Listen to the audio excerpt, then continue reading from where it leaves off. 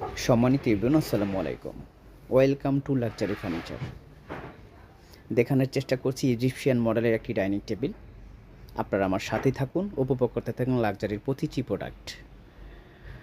আমরা প্রতিনিয়তই আপনাদেরকে ভিডিওতে দেখানোর চেষ্টা করি আমাদের এই প্রোডাক্টগুলো।